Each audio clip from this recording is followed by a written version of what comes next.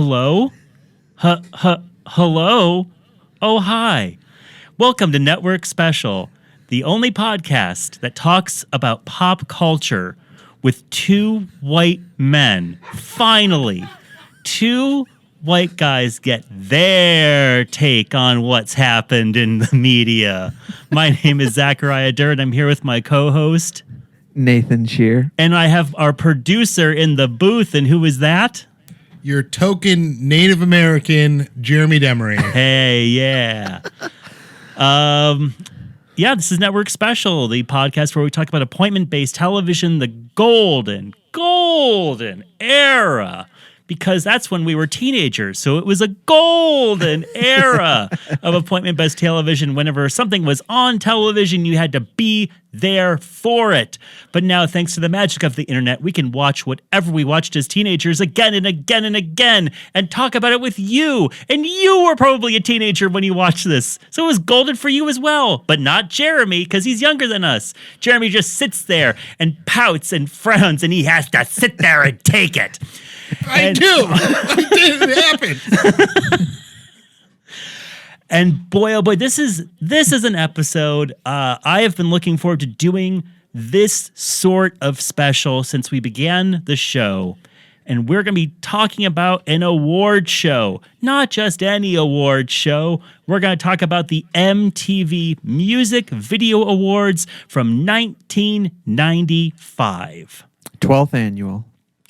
Hi, I'm Tabitha Soren. I'm Kurt Loder. Welcome to the 1995 MTV Video Music Awards Show opening act, coming to you live from 51st Street and 6th Avenue in New York City. I'm sorry? 12th annual. This was the 12th annual edition of the VMA Awards. It was only the 12th year of the awards. Wow. Yeah. I mean, you said that, and it took me a second to process, and like, oh, right. MTV had only been around for 15 years at that point. Yeah. And it was beginning. Is this the beginning of the end of MTV's just complete dominance of how people got music or how people saw music stars? I'm trying to think.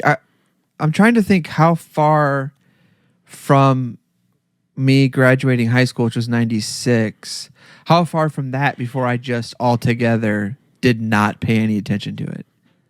Well, and I mean the beginning of the reality programming and other programming taking over music videos as the dominant programming. Road Rules is advertised during this. So they've already done Real World. Probably a couple seasons of that, right? Like, what year did that start? Yeah, and Beavis and Butthead. So had their role. When are they doing Real Live, or when they're like with Carson Daly? When do they start doing that? Total Request Live had to have been early 2000s. Okay, because to me that's when it really. I mean, he's still showing videos and stuff, but I feel like that's where they started the true downhill slope. Hey, Total Request Live, first year, 1998. Okay. Which makes sense. Yeah. I don't think this is a downward slide yet. I don't think they're there yet. Well, I mean, this is the crest of the hill. I think we were about to see the influence in terms of, I'm just talking about the music video on MTV being the thing. I mean, it was just nothing bigger. Maybe it felt that way because I was 15 when I was watching this, and I was at one of the heights of my music fandom and just ingesting everything that there was out there. Can you think of a music video now?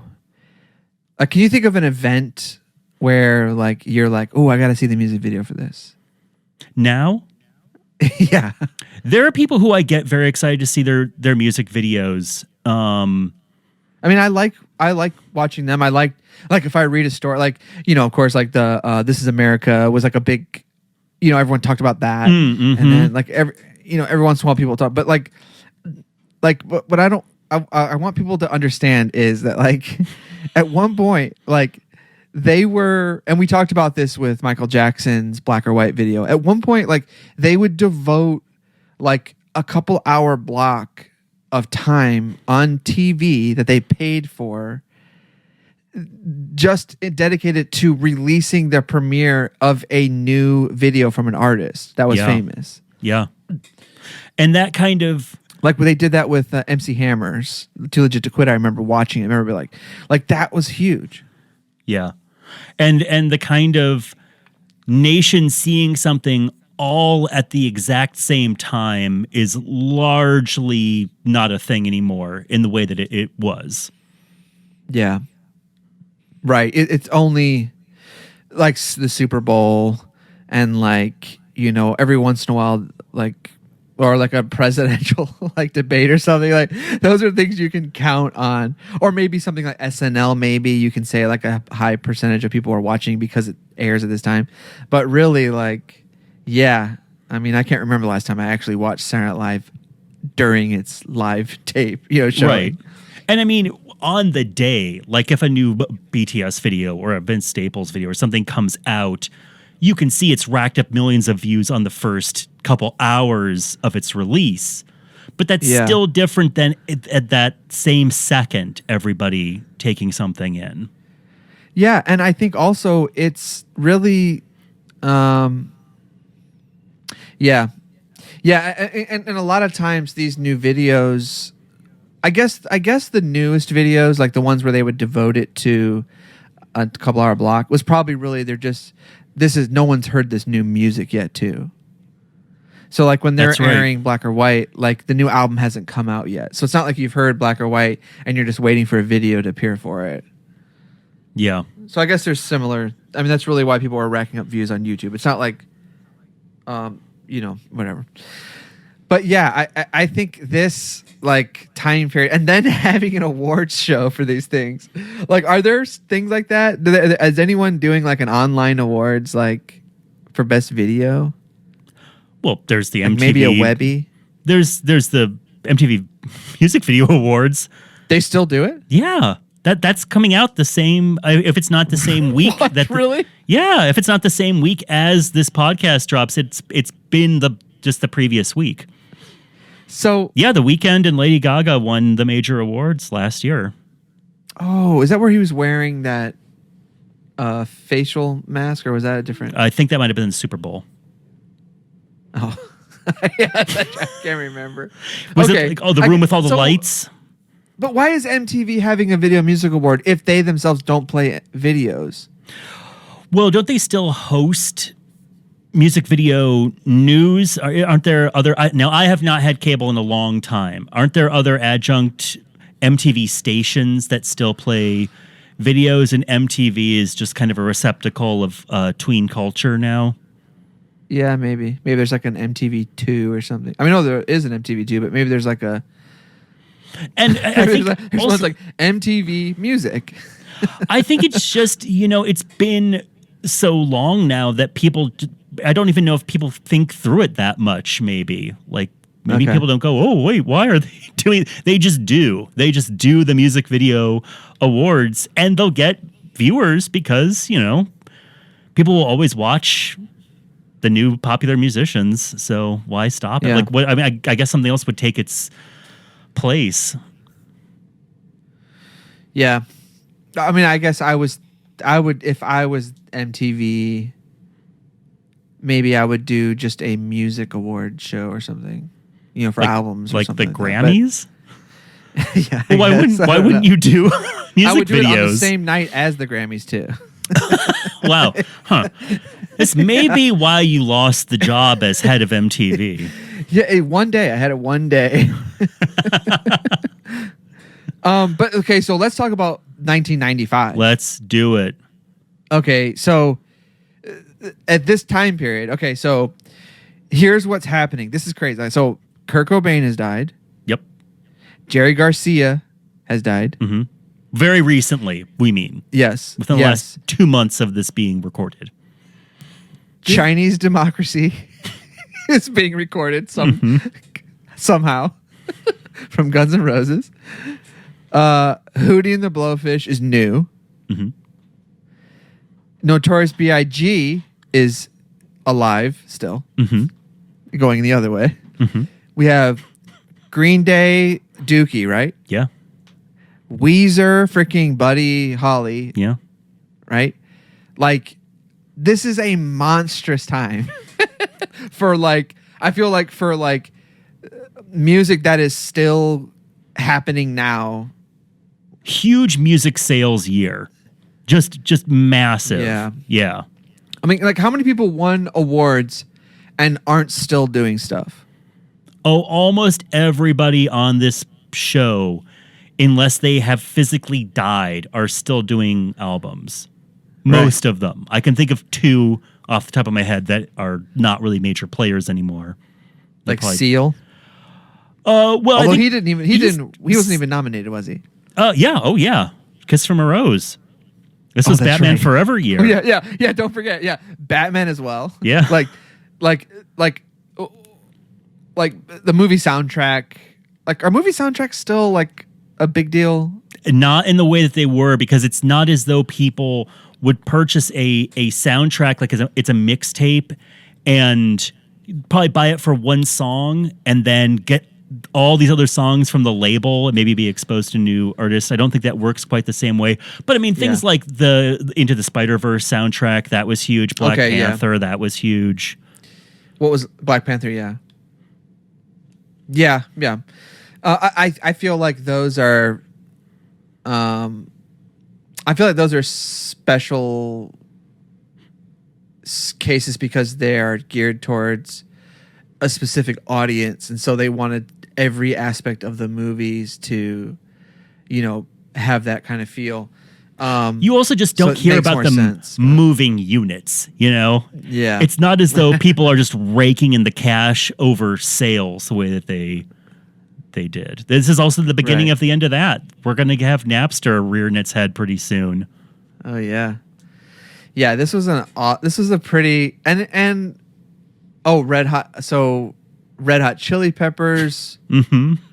Which is this like after Under the Bridge, right? It is. They've been around since Yeah. the 80s, but they have just hit it big. Yeah. And they've got that guy, that Dave Navarro, is that his name? Mm-hmm. Was he new to the band? Yeah, I think he replaced Frusciante. I'm not the biggest Red Hot scholar, but Okay. I'm pretty positive. Yeah, so because they mentions in it that this is his first show, video, like live TV show. Okay, and then Silverchair. Right. Are they still? What happened to them? They're still doing albums, and they had a big hit a couple years ago. Okay, They're also Australian, so I think that they are very big deals still in Australia because they take what they can get. Yeah, the Aussies. Hello to all our Australian listeners. Mm-hmm. Okay, so we've each this is a sprawling award show. There is how long was the pre-show? 2 hours? 5. Okay, this was a 5-hour commitment for each of us. Yes. Okay, so the pre-show is 1 hour. Okay. Oh no, 2 hours. Yeah, I was gonna say, boy, it felt longer than an hour. Yeah, 2 hours. The actual show is about 3 hours. Mm-hmm. And then there was a post show of about 30 to an hour. Yeah. Brutal. And commercials as well. I know you're happy, Zachariah. Oh my God, I love it. By the way, I was working at Pizza Hut during this time, I'm pretty sure. And this was, they had lots of great Pizza Hut commercials during this time. Very excited about this.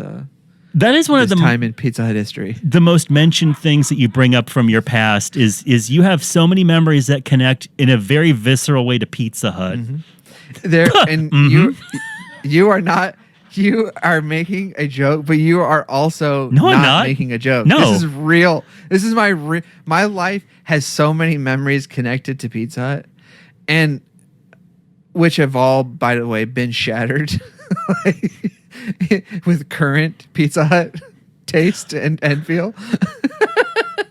But man, if there's a time in life I could go back to, if I had a time machine, I wouldn't kill Hitler. I wouldn't meet Jesus. I would go back to when Pizza Hut tasted good. Which I think was when Jesus was alive, so maybe I could still meet him. And with that, we have each selected 4 highlights that we want to talk about for each of us. We've each picked 4 things. We're going to get into it because there's no way that we're going to make everybody sit through some sort of play-by-play of this 5-hour-long marathon. So this month on Network Special. Nathan, you want to start us off? What did you pick? Yeah, sure. Well, I'll start us off in the best way possible, which was how the show even started, at least the actual awards, which was a 15-minute performance by MJ himself.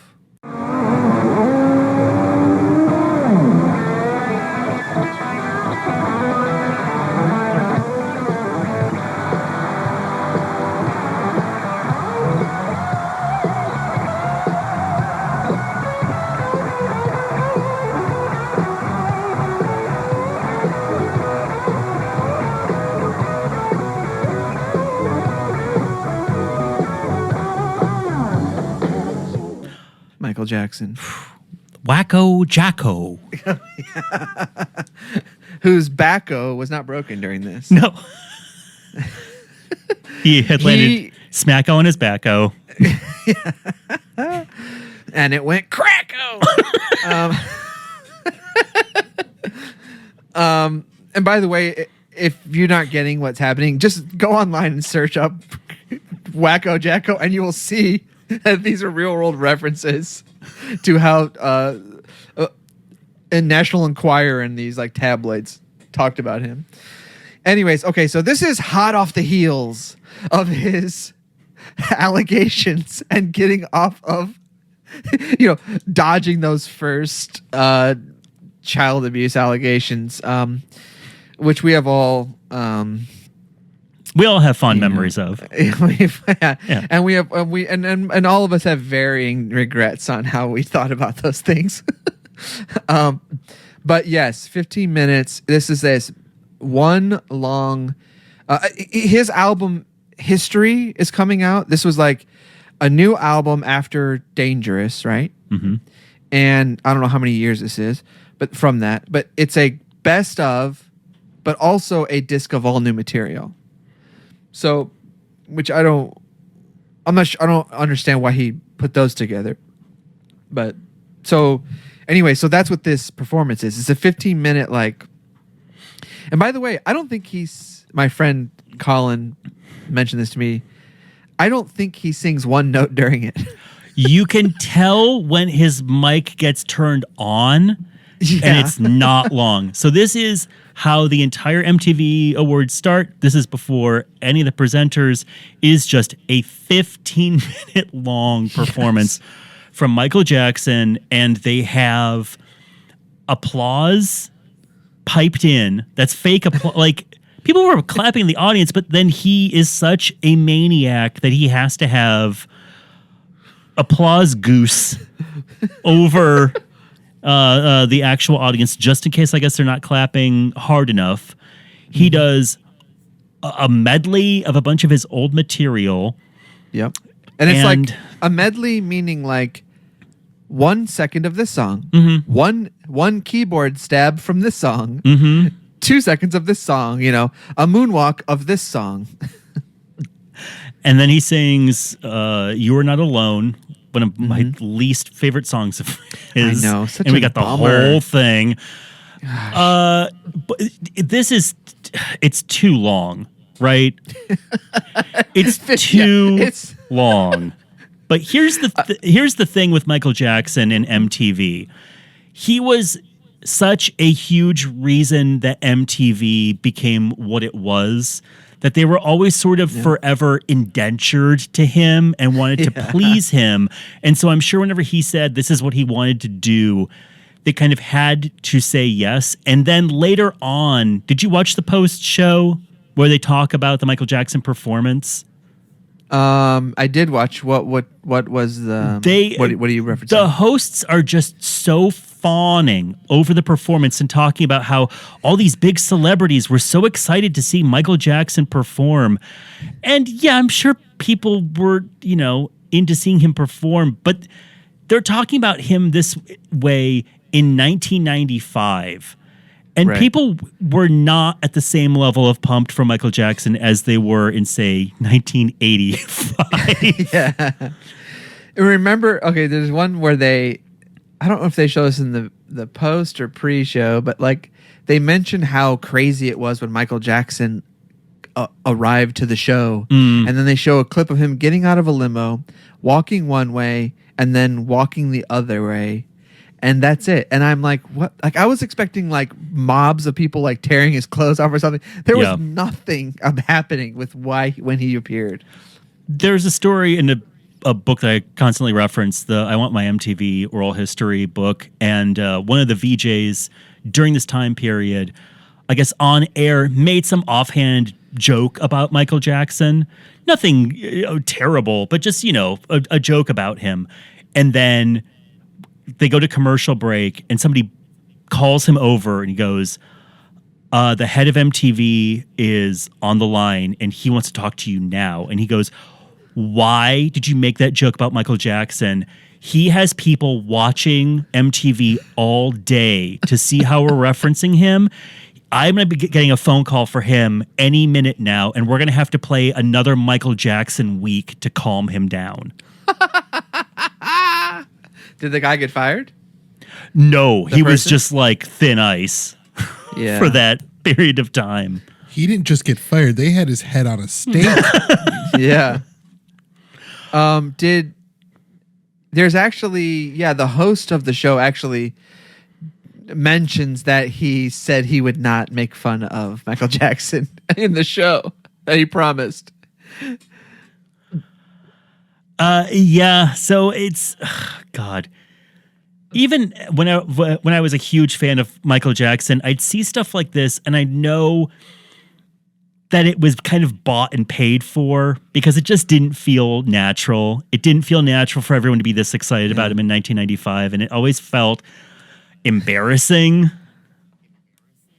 Yeah. And that song, what, Scream? Was that the song? Yeah, which he didn't perform, did he? No. It was the thing, it was the song nominated for this year, but he didn't even perform it. Yeah, and that song, who gives that song's Scream? lame. Yeah. It's certainly not one of his best efforts. Yeah. Nothing I'd rather on hear history. You Are Not Alone. Nothing on the History album is that good, right? I think Earth Song. Yeah, you like that one? I love it. You know me, I'm really big about the environment. Yeah, no, that's true. No, there's a few like I listened to it one random day back when I had never heard it before because I didn't just buy his albums. I would just watch the MTV videos but I thought, oh, this has way more songs. Like there's one where it's kind of like a march, like a war kind of anti-war song or something. Yeah. I forget what that one's called. Yeah, he would take a lot of very controversial stands, anti-war, pro the earth, Anti-Semitism. That he would have to explain afterwards. Okay. Anything else that we want to say about? Oh, this I did enjoy the Slash guitar solo Slash is in it. that Michael Jackson pretends to get him to stop. Uh-huh. And he won't stop. He waves Michael Jackson away. And for like 1 second, I was like, this could be real. But I was like, of course, Michael Jackson would never allow something like that. But I was like, I don't know. Slash kind of feels like the guy who would maybe do that. Yeah, you have Slash there. Also, Slash, a guy whose guitar wasn't turned on until halfway through. He just mimes playing his guitar part, and then when he starts doing the diddly diddly dees, they turn it back up. Yeah. I enjoyed it. Mixed emotions, but otherwise. That's all I have to say about that. Feel pretty uplifted tonight. I was just backstage participating in a prayer circle with the guys from White Zombie, and To be honest with you, I'm not really sure which side we were praying to. These cats are shakier than Katharine Hepburn's head in a helicopter.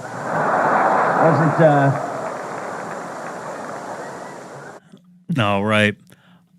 My pick first up is the host of the evening, Dennis Miller, babe. Babe. Boy, who would teenagers want to Cha-cha. see? In 1995 is Dennis Miller. Mm-hmm. Dennis Miller, straight from the news desk at SNL, doing his.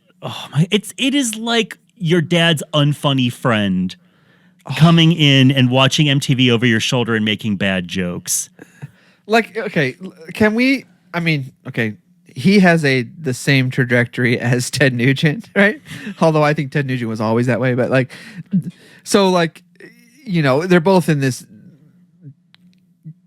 gaga world now, but like, he was a very, very, you know, very like relevant. Like that's like a very modern phrase, gaga world. Yeah. So just go with me.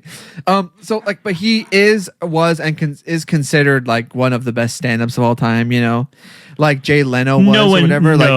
No, I disagree. No, I read this on, look, I'm not saying Was it on DennisMiller.com? You know, I read on his Wikipedia, like he was listed on, you know, a list of top 100 stand-ups or something. Like he's a person who is considered like, you know, and I thought he was great I liked him on Update, you know, and I liked, there were times where I understood the references and I liked them. But on this, it is very much a bomb situation where he is just bombing bit after bit. And every joke is the same setup. These next two performers, one is this and the other is that. Well, it's always something like one of them looks great in heels and the other one is Cindy Crawford. And it's, you know, Cindy Crawford and Wesley Snipes or something. Every single one. Dennis Rodman. I think. Or it's like one of them looks great in heels and the other heels great.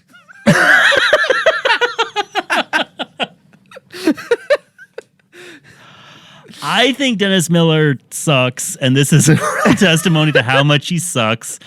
He is wearing the most bizarre suit. It's like almost halfway to David Byrne's Talking Heads big suit.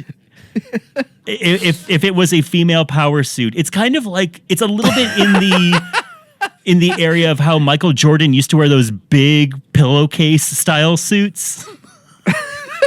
Except it was Michael Jordan, who was like a cooler looking guy and a really handsome guy, so he could kind of get away with it. But this is Dennis Miller, who just looks like he tumbled through his mom's closet. The businessman's zoot suit, as I like to call it. What an odd choice, right? Like 1995, there was they couldn't get like Chris Rock or somebody to do this in 95. Somebody kind of relevant. This guy's suit looks like Hillary Clinton took a tumble in a dryer.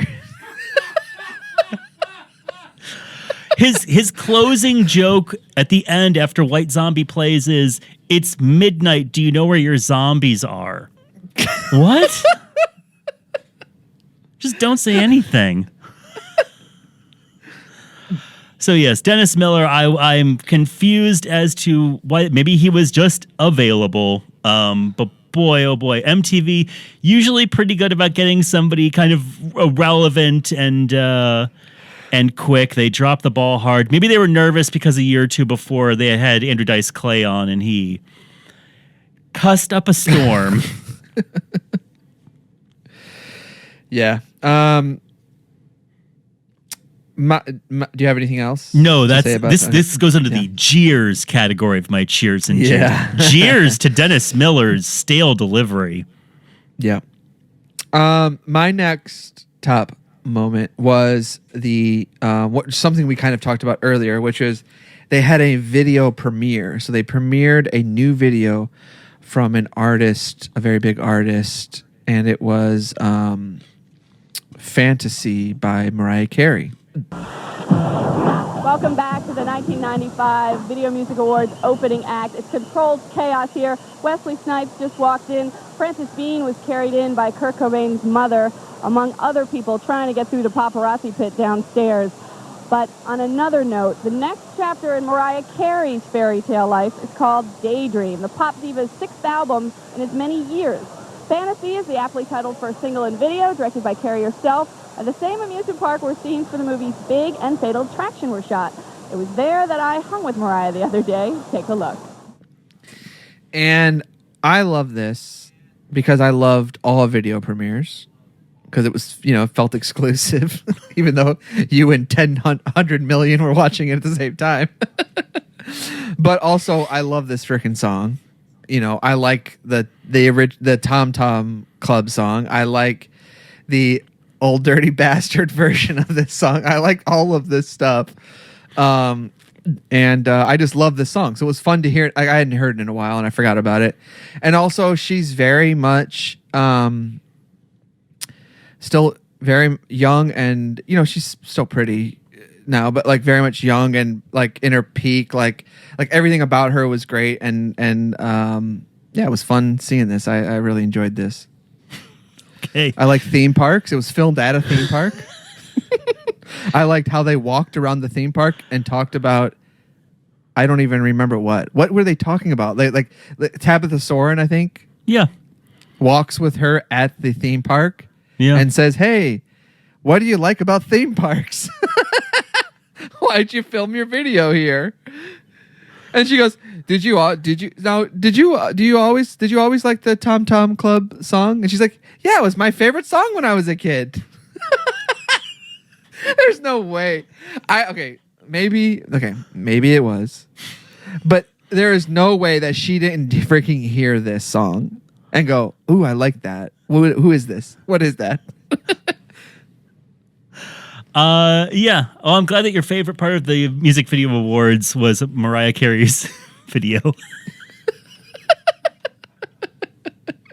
Look, I'm going to say this. Like, watching through this, I was trying to think about like great moments in this thing, and there really was only one or two like that where you would think about them later and talk about them like, oh, here was a great pop culture moment in time or something, and really there wasn't much in this, like Yeah. There were a couple of things where like something crazy happened, or where something emotional happened or whatever, but so I was reaching for some of these things. It's funny because, yeah, you can be MTV. Yeah, you can maybe pretend to be edgy or spontaneous. And yes, you can have like these cool acts that are the biggest thing right there. But at the end of the day, it's an award show, which are overlong and get real boring.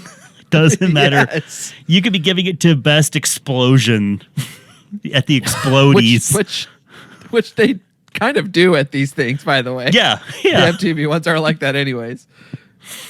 All right. My next pick for something that was a big highlight for me was Darius Rucker with Hootie and the Blowfish.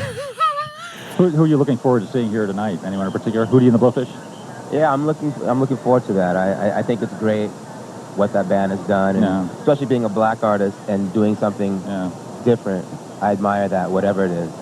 They take a lot of abuse from people because they have hits, they're popular, they're successful, they do it. Why do you suppose that is? I mean, someone does something and everybody hates them for it. Well, I've always wondered what that is. Why people pick on certain artists or all artists. I think it's very unfair. Yeah. I mean, the bottom line is it's just music. It's not brain surgery. It's not science. It's just music. It all started very simply many years ago with slaves singing in fields. I mean, if you really want to take it all the way back, and it's just a song. Yeah. It's really simple. Well put. Boy. And I'll tell you the reason why. Because I did not care for Hootie and the Blowfish in 1995. I was at my peak snob, sort of like, I was 15 years old and in the suburb of North Royalton, Ohio. So I knew a lot about music. Yeah.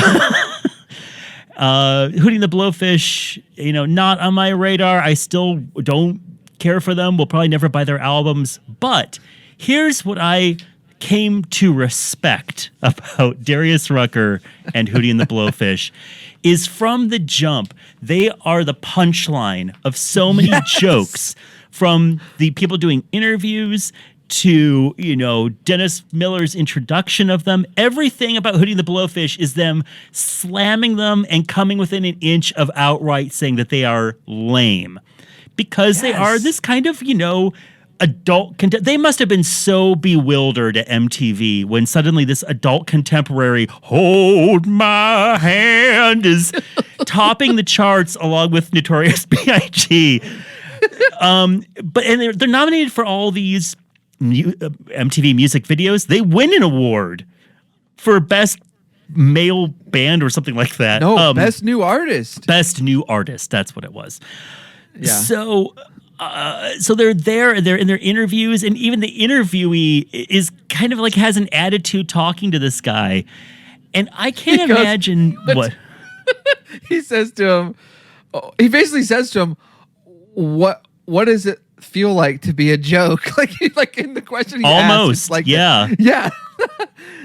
Yeah, and they're just like, we don't know. I don't know. Well, yeah, these guys have been in a band since 1985, so they've been a band for 10 years already, and suddenly they have MTV fame, which must have been odd to them as well. But I'm like, man, they are selling millions of units. They're nominated for awards. They still can't get respect. And what is it like to be Darius Rucker, a black musician who is not like Lenny Kravitz accepted in this rock world, is not hanging out, with anybody in the rap world. I'm guessing he's not chumming along with TLC. No. He's just kind of floating in another world, and he is such a good sport about it, and he does not have to be, because he is just he has every right to be just shutting people down. Yes. And getting an attitude about it, but he doesn't. He's just like, yeah, well, what are you gonna do? I love. Obviously, yeah, we all have. I'm sure we feel the same way about them. But I thought it was nice what Lenny Kravitz said, where he was like, because I don't know why they brought up Hootie and the Blowfish because to him. It was a joke. He said Kurt Loder is interviewing Lenny Kravitz. He goes, "Who are you excited to meet here tonight?" Hootie and the Blowfish. Yeah. And Lenny Kravitz just looks at me and goes, yeah, I'll meet them. It's hard to be a black artist in the music industry. He goes, I respect anyone doing something new, especially black people doing different music than every other black. He's like, yeah, this is a guy who's also doing, unstereotypical black music, so he's coming at him, trying to get him to do a thing. Yeah. I mean, Lenny Kravitz, I have my issues with how he's whatever. He's been doing his tribute to Jimi Hendrix for the past 30 years, but right. But but let's talk about them, because talk about who? The Hootie and the Blowfish. The Fairweather Johnson boys themselves. Hootie and the Blowfish. Okay, I have two moments that they win their award. It's the after show or something, and one of the VJs is talking to them, saying like, what are you guys gonna do next? You're on the end of your tour, right? You're finishing your tour in your hometown, right? And he goes, oh yeah, and we're playing with a bunch of the bands who we're all friends with. And she's like, oh, let's name the bands. Who are they? And they're like, Johnny and the Hometown, Frank and the Larrys. It's like the Hometown Trio. It's like they name what is clearly like dad rock bands, like playing in at the local bars in town that they're just friends with.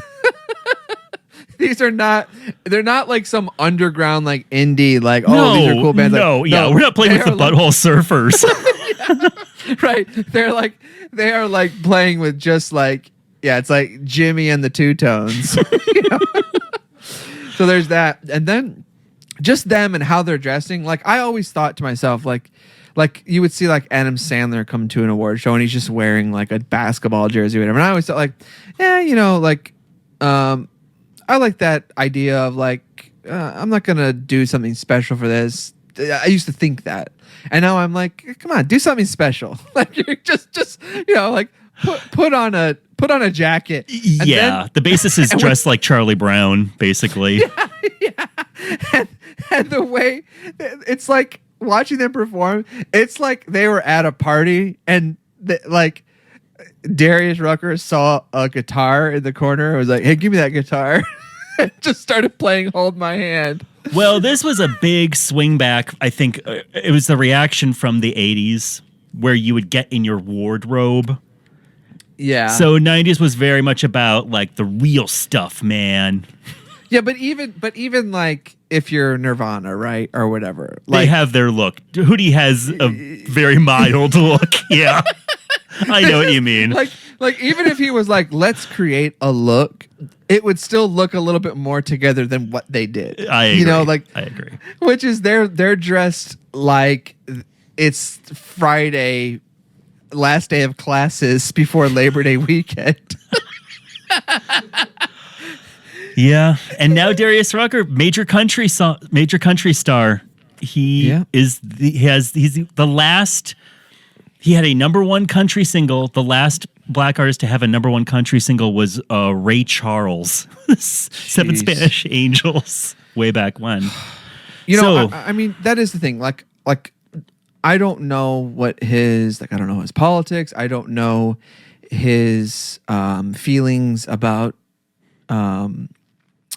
If he has any kind of like guilt, or like any kind of like feeling of like not really interested in exploring his being a black person. I have not heard him talk about anything like that. Well, he has recorded and performs a country song. It's called something like "Take Down That Flag." Okay, all right, and has gotten death threats over performing it. Yeah. Okay, great. Like that's great. All that leading up to say that like as much as I can't stand his music and especially country versions of it. Sure.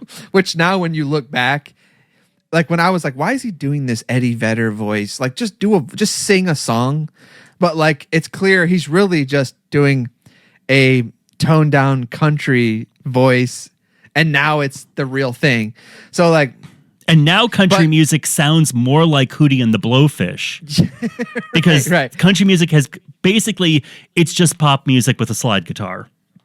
Yeah. And so like when we went to the Country Music Hall of Fame over the summer and there's a section of it devoted to black artists doing country music. And so what's that broom closet like?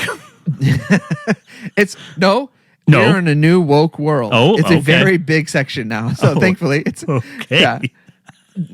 And a lot of people just kind of strolling through really quickly, but definitely a nice big area. And it's nice to see, like, I'm happy for him, and I'm glad that he is able to do this kind of thing. And so, but yeah, like that's how you're right. This was supposed to be their moment of like, look at these idiots, but they really were like, screw you, like, yeah.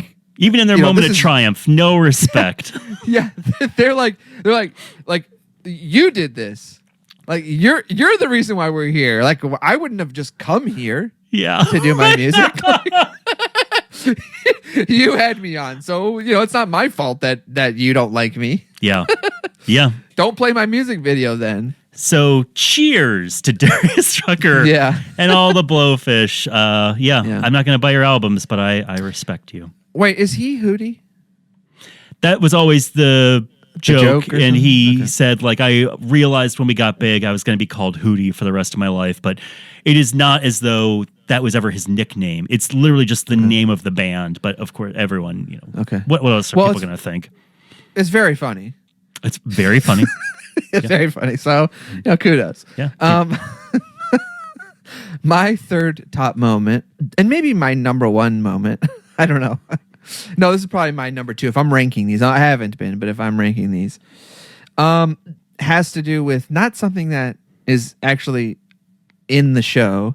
It was during the commercials, which I hate talking about commercials, but I think the only way to watch this is, I will talk about them and love to talk to them. If the only way to watch this is with a video file that also has the commercials, and I think that's what this one has, is a commercial for a compilation called, what is it called? It's like Living in the 90s. Living in the 90s. Living in the 90s. Oh, what an ad. When it comes to the music of the 90s, anything goes.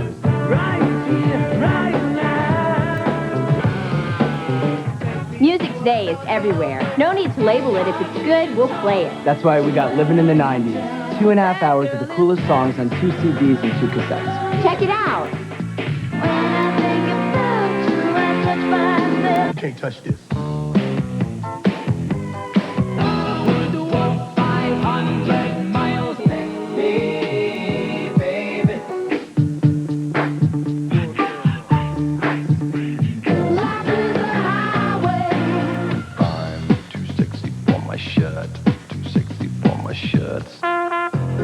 There's only one thing left to say about Living in the 90s. You're unbelievable. To order, call the number on your screen or send check or money order. 2 CDs, $26.99. 2 cassettes, $21.99. Rush delivery available. Living in the 90s is not sold in stores. And it's just one of these great, like, stupid music compilation commercials where, you pay $30 and you get 5 CDs. And I'm sure ads for the rest of your life selling you more crap like this. And it's called Living in the 90s. It's got a brick wall with the Living in the 90s spray painted on it, which was very much a picture of the 90s. Graffiti on a brick wall. I don't understand that at all. But let me tell you, man, every song on this compilation I was into. No, no. And they sucked. No. Like, the songs sucked. The songs freaking suck. Well, what about the 2 Dorcases who host this ad? The 2 squarest squares you could ever have talking about how much music in the 90s rules. I think this was filmed at a Hootie and the Blowfish concert in the audience. So you're a big fan of "Yeah, Unbelievable." Yes. And right here, right now. Yeah. Big I'm Too Sexy fan. Oh, listen. I'm listening. I'm not a big I'm Too Sexy fan. But I was into it. I'm like, yes, give it to me. I want this. I want this compilation. I want to hear the music. I want to be reminded of where I was, the exact moment I heard Desiree. You gotta be bad. You gotta be bold. Does the CD also do that? It reminds you of where you were? It says Pizza Hut before each song. Yeah. You know what's funny? I actually remember being at Pizza Hut one time and remembering songs with people the way they do in these commercials.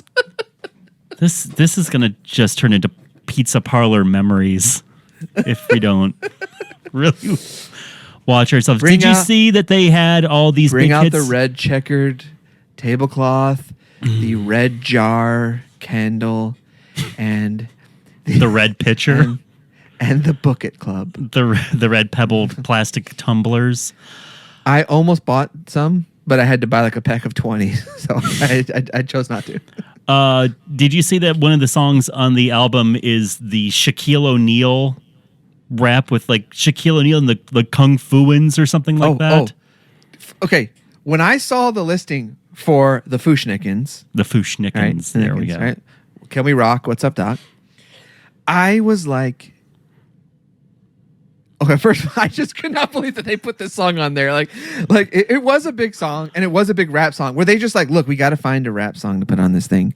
Who here knows about rap music? Because that was a good, like, it's not, okay. There are so many other early 90s. By the way, we're not even we're barely halfway into the 90s. Yes. And they're already doing a living in the 90s. Already curating it. Mm-hmm. Yeah, don't forget. So this would mean that they're curating from like the early 90s. There are plenty of rap songs that are way more impactful and should have been included on this. I disagree. But this is the top one. But this is also, in my mind, is like, it was a big song, but also kind of a deep cut in the sense of like, all of the hits they could have chose. I'm like, that's why when I saw that, I was like, oh, this is going on my top moments. So that's a What Cheers. did you call them? What did you call them? I forget what I call them. The Kung Fu Nicks or something.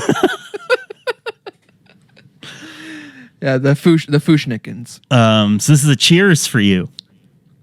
Oh, Cheers top category. Cheers. Okay. Top Cheers. Top All right. Cheers. All right, I gotta go in. Hey, buddy, I hate to say it, I got another Cheers. Oh no, I got a big Cheers, and I'm leaving my, with the exception of me shaking my head at you saying how much you loved every track on the album, only because I never have to hear "I'm Too Sexy" another time in my life. I am trying to leave all my musical tastes on the table and just talk about the show and talk about the performances. It was hard for me to be that neutral about the performance from the Red Hot Chili Peppers. Oh my gosh, Nathan, how did you react to this performance? Did you feel like your television was melting? No, I fast forwarded through this performance. No, against the rules. So against bad. the rules. You got to live through it. Listen, it sucked so bad. Look, I saw the whole performance. Every time I would hit the fast forward, it would only go ahead like 10 seconds, okay? So I saw this thing, but I kept hitting that as if I was in like a testing. like I do not like this.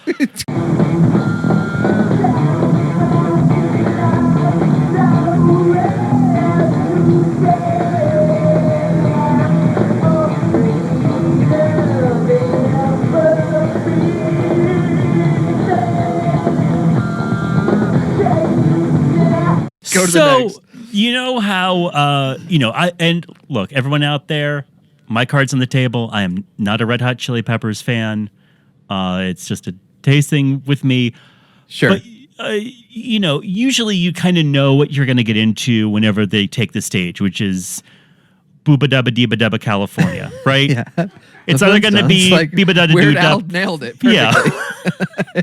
It's either going to be a slow version of Beeba Dubba Dooba Dup California or a fast version of it. This song, which was apparently, so Under the Bridge had come out, Give It Away had come out. This was from their new album, One Hot Minute. This was the first single they released. And I went and listened, which is called Warped. This song is unlistenable because I went on YouTube. It's like, what is this song supposed to sound like? Right. They were performing it perfectly. This song, how would you describe it? Like somebody poured Hawaiian Punch on a Red Hot Chili Peppers CD while you're trying to play it. It's like everyone is playing a different part of music. Yeah, that's what it sounds like. Anthony Kiedis, one of my least favorite frontmen in rock and roll, is wearing pants with big flames sticking out the side of them. And this song is 8 hours long. It goes from slow to fast, but I thought that there was a problem with their microphones or something. It's like you nailed it when you said everyone's playing something different is what it feels like. Like it feels like a joke. Like they're doing a bit because during the show they've been interviewed in the beginning, they're interviewed throughout the show, and they're all doing bits the entire time. So like this feels like a bit, like because you can look, they like cut to the drum and the drummer's like laughing. Like it feels like he's just smiling. I'm like, this is a bit. This isn't a song. This is them doing like a joke of a song that they do. No, this was gonna be their hopeful number one hit, and producer Jeremy will give you a clip to play right now. Don't forget, Jeremy. Your career is on the line.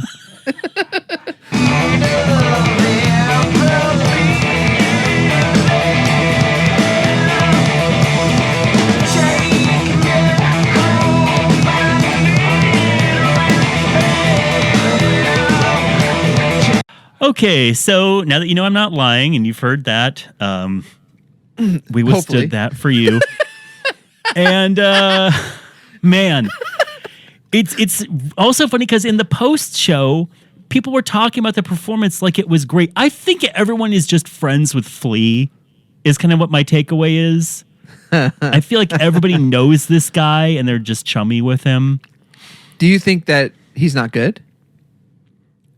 I think Flea is a very good bass player. Yeah. But it's strange how everybody singled him out in the post show to talk about like a moment they liked. As they talked about him. Well, they talked about the fact that he was in his underwear.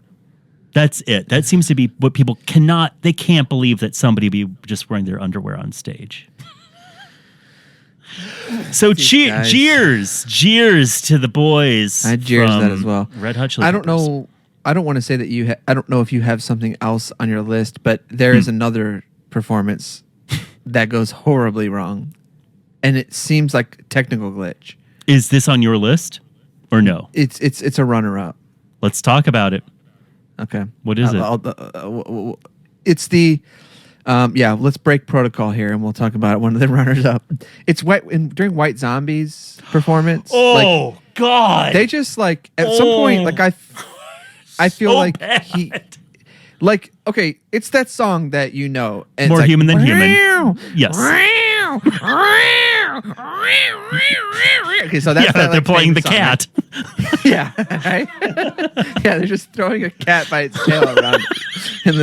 So like something happens and everything's out of sync. Yes. And they're all just kind of like at one point I think the guy just like doesn't I feel like he just says whatever. Like, yes. I think he just says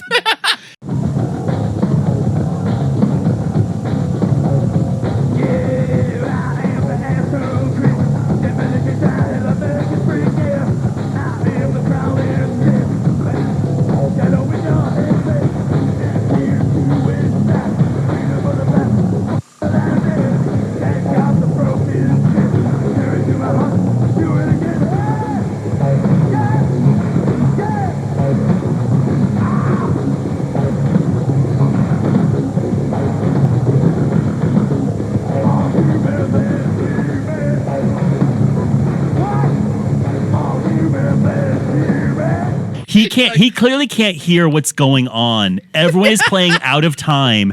It's so painful. And White Zombie is the closing act, and they are just bombing so hard. Oh my gosh. It is so weird. Like that one to me, it sounded like literally what you're saying. Like I feel like literally like everyone is off. Like and they're a step behind. And like he just like at one point he just starts doing lyrics to the song because he knows that it's there. Yeah. Like maybe I will be on key. Maybe I will be on time and key. I don't know, but I'm just gonna do this. Well, when you're singing a White Zombie song, you got to get the right key. Right.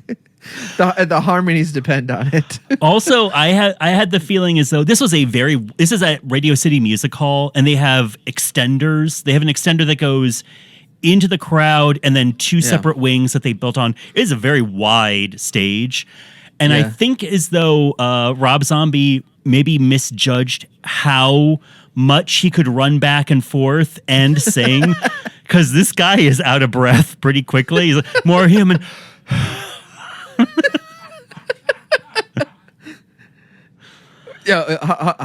More human than you. Yeah, that's right. I More never listened to human them. than the human. Yeah, It kind of turns into that. I never got into these guys very much. And so like actually they play this song a lot at the beginning of the show, like during like when they're coming out from a commercial break. And I was like, oh, this is that famous song. What is this famous song that they always played whenever they would come from commercial break on MTV? And it's this freaking one. But yeah, it was pretty bad.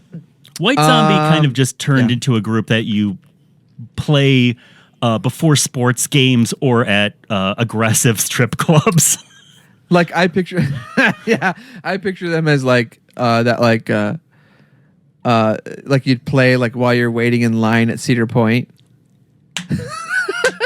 for a roller coaster. Wow, what a perfect describer. I mean, there's a song that they would always play, which was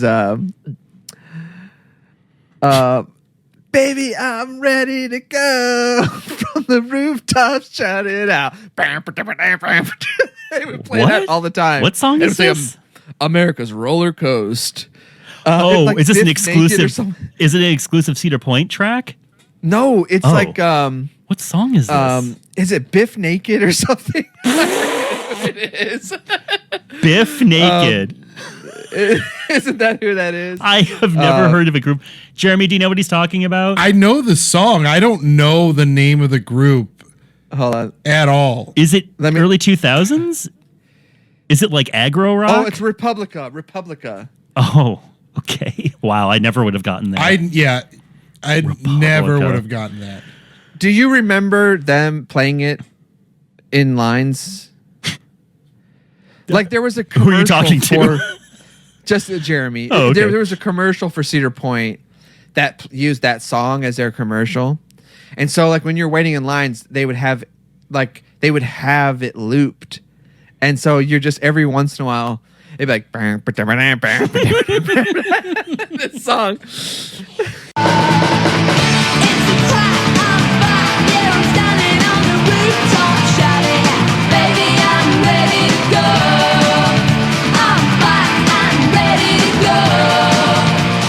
I just remember being in line and like just like we would all be just by the you know these lines are 2 or 3 hours, so by the end you're just baby. Everyone knows every lyric and everyone's just like, gosh, this freaking song. I always think it's Biff Naked, but it is Republica. Wow. Okay. Okay. Anyways, yeah. That I White Zombie. I just wrote down. I wrote down for them Halloween the band. That's what I was thinking. It's definitely Parma Haunted House. Yeah. Yeah. Okay, so my fourth and final top moment is probably my top moment. Oh. And it is definitely a cheer. Okay.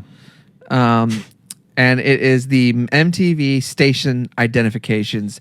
The little, sometimes animated, sometimes live action, just things like saying, "Oh, you're watching MTV," and they're always so weird and gross. Sometimes they're freaking just like someone's drawn like a fleshy mass that's like opening itself, like just like birthing itself over and over again until it then just turns into a blobby M with a TV like jamming out from a broken bone or something.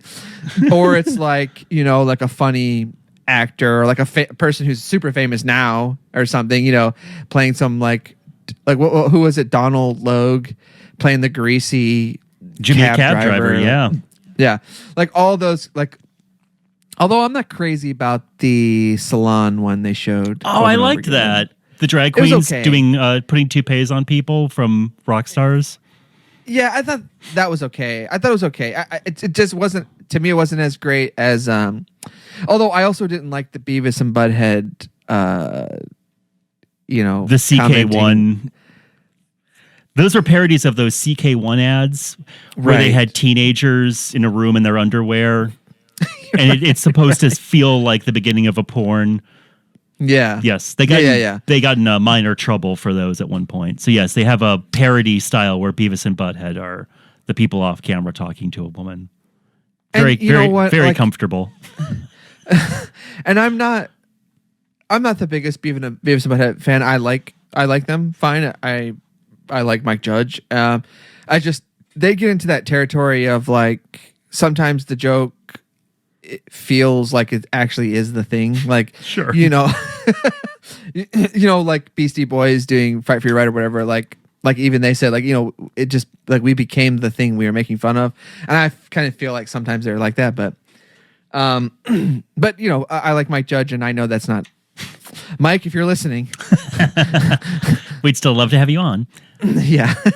But yeah, anyways, I love those. I that's always, I always loved the Nickelodeon ones. I always loved the ones in between Saturday morning cartoons. Like those are always fun and a huge blast from the past. So it was fun to see those again. Our name is Maxine. Please touch our buttons. You have selected. We are in your living room. You may now enter the system. MTV keeps you plugged in. It's always a great idea to give animators just like little 10-second clips and pretty much just let them do what they want to do. It's almost always pays off. I wish people would do it more. I wish that I feel like good independent animation is just on the realm of the internet now. Mm-hmm. Yeah. Okay, well, all right. What's your last one here? Okay, this is a dividing, both a cheer and a jeer, and it is to our wraparound hosts, Kurt Loder and Tabitha Soren. Oh, yeah. The hosts of MTV News. Kurt Loder was supposed to be like the disaffected older rock critic. He was a rock critic at Rolling Stone who famously said that MTV was stupid when it first came out, and they offered him a job as a VJ almost to like spite him, and he took it and he became a major fixture at MTV. And Tabitha Soren was the other person who handled the news duties. They are your hosts for the celebrity interviews, for most of the celebrity interviews at the pre and post shows. And I remember VJs when I was watching as a teenager, and you're just like, oh, these people are so cool and they're doing such a great job. And I watch it now and I'm like, oh boy, these people are just the biggest dorcases. And they're not very good at interviewing, except for Tabitha Soren, who I think is a good interviewer. Kurt Loder, I'm giving him a jeers. Asking awful questions. I feel like he's trying to get them to say things. Like I think he's like trying to gotcha kind of stuff. And not gotcha, but like he wants to like dish, which is so weird because he's like, in my mind, I never even saw him as a VJ. I always saw him as the respectable news. Yes, he did the news. Yeah. Yeah. And so I always saw him as like a respectable person on the show. Like everyone else is just having fun, but he's there to do work. And I think that that's what he tried to do because he always had that disaffected tone, which now seems very grating. I don't like it. Now. Like it seems like he now seems like the older try-hard at a party who you talk to for a minute, you're like, oh boy, this guy's really thinks a lot of himself. He's the guy who like recorded like fake radio shows when he was a kid, or like he like had his own ham radio. Yeah, I think he is trying to get those moments from people because he can be acting like he's the real serious voice, but he knows what MTV is looking for, which are clips of rock stars dishing or saying something salacious. So I think he's digging for those moments. And Tabitha Soren, I think, just does a good job of kind of towing the line. She says a couple things that make it clear that she isn't just buying into everything, and she's an independent thinker, especially at the end, which is the funniest thing I've ever heard on an award show because okay, well, let me say what it is. They're talking. This is one of my runners up. They're talking. Well, this is what gets me the not a real top one. The ultimate cheers of this whole show for me is Tabitha Soren saying this quip, which is they're talking about Michael Jackson being mobbed by fans, and she goes, "Yeah, mobbed by a bunch of little boys." I love that he brought the cheering section with him. I think lots of so cheering inspired. little boys. A short My jaw dropped. And Kurt Loder like does one of those like, huh? Like huh? his face turns sideways and he's like, oh, and he looks off to someone like, yep, looking at a producer to see, like, cut. And they do. They cut immediately afterwards. I'm sure so she can get lectured about Michael Jackson's people being mad. Oh my God. That's not like a rib, like a subtle, like that's like a. No, that's. Holy moly. Yeah. Like, that was a real deal. Like, when she said that, I just kept thinking she did not mean it to say it that way. Did she? Like, I think she did. But I think she did. Yeah. I really think she did. I'm sure there are people at MTV who were not happy they were so, to turn a phrase, in bed with Michael Jackson still after that was still going on. Cut, Jeremy, cut. Did you happen to watch the extra footage of the Courtney Love Madonna section? No, because I could not stomach the amount they showed. I could not like whenever someone is, and I don't know if Courtney Love. Can I set up what this is first? Yeah, please do. So Kurt Loder was interviewing Madonna, and we don't see it in here. You have to. I found they played it on another point on MTV, but because they had to edit language out. So you see a little bit of this, but you don't see the whole thing. I searched it out and saw the whole thing, and I encourage you to do it as well. Kurt Loder's interviewing Madonna after the show, and then makeup compacts start hitting Madonna, and it's Courtney Love standing below them throwing makeup at Madonna, and then Kurt Loder goes, "You want to come up here, Courtney?" And Madonna goes, "Please, please don't." And then Courtney Love like, "Hey guys." And just kind of shoves Kurt out of the way. And first she's sitting on the floor. And then Kurt Loder says, "Why don't you just sit down?" And then he gives her his chair. Madonna looks so uncomfortable. Courtney Love starts saying... Madonna's a pro. She is being such a champ during this clip that I saw. Like, she is just indulging it. And I don't know why. Yeah. I don't know why. Well, she walks off halfway through. She goes, okay, I gotta go. And then she leaves. And then they kind of have to like get a cattle prod out and prod Courtney Love off the set. Whenever someone is like, I don't know if she was, but whenever someone's like wasted or like on drugs or something and they're like acting like they're just like very much like, you hate me, like, don't you? You hate me, don't you? It's that energy. Yeah, that kind of stuff. Like someone who's just like hanging on you and like, you're like, it's like, I just get so uncomfortable and I feel sick and I'm like, so I couldn't watch this. It was so embarrassing. It was so bad to watch this. And I couldn't, I was like, there's no way I'm watching the whole freaking thing. I don't care how crazy Kurt Loder and Tabitha Soren say it is.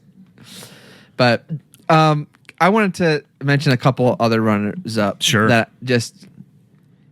And I'll mention this one first because it's in the same line. Whitney Houston and Bobby Brown also wasted out of their mind doing the same thing. And Bobby Brown almost like ready to throw down with Dennis Miller. Luckily, he pulled through at the end there.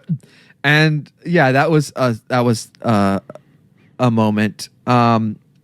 The Tabitha Soren one, Cheering Boys, was definitely on my list. I love it. But also, okay, two more.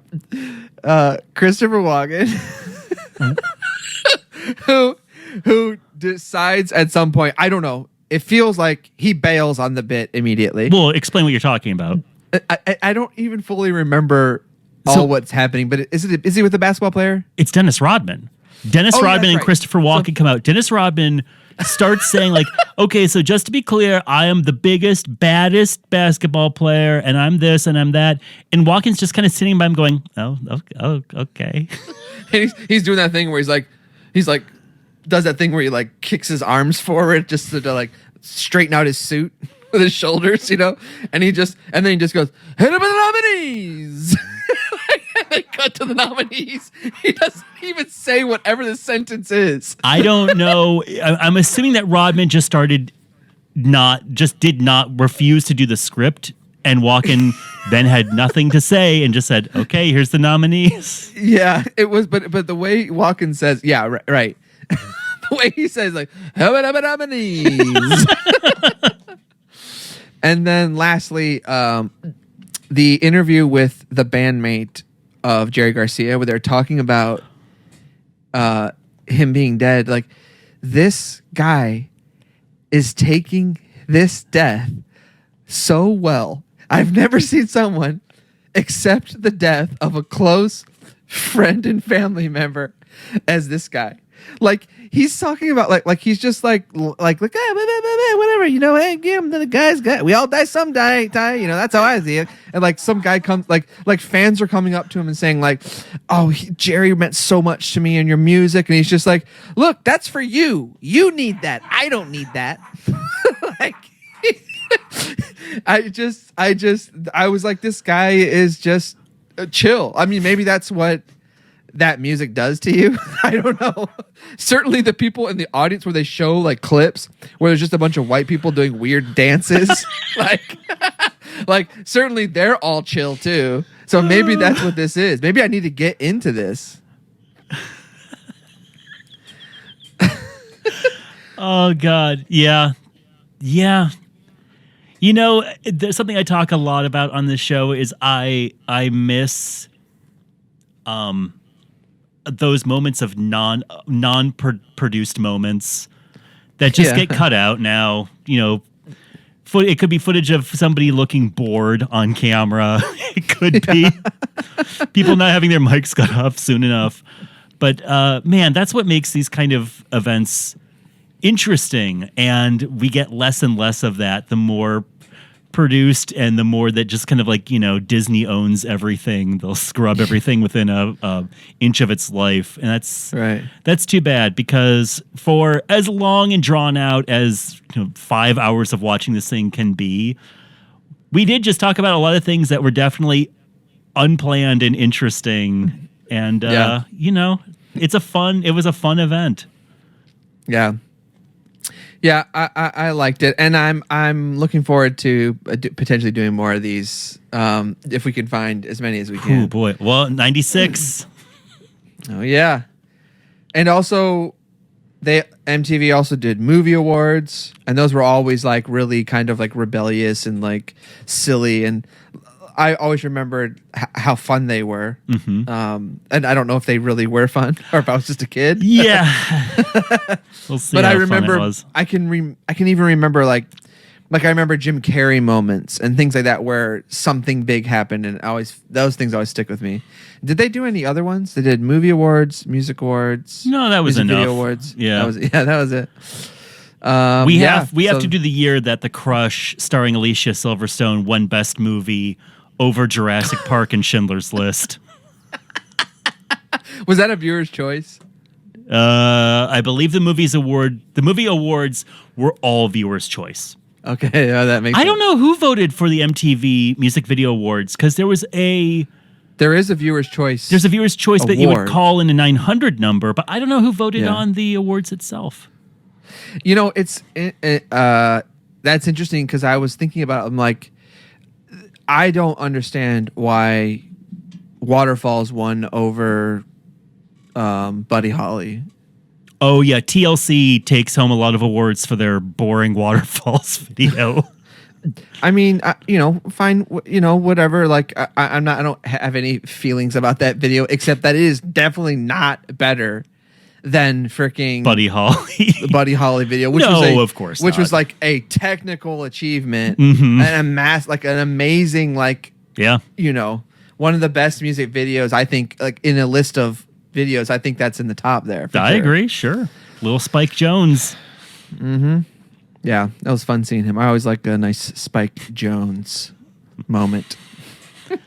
All right. Well, if you also appreciate Spike Jonze moments, then don't forget to review and subscribe to us on any platform, every platform. If the platform doesn't play podcasts, get on the phone and beg them to. Request it.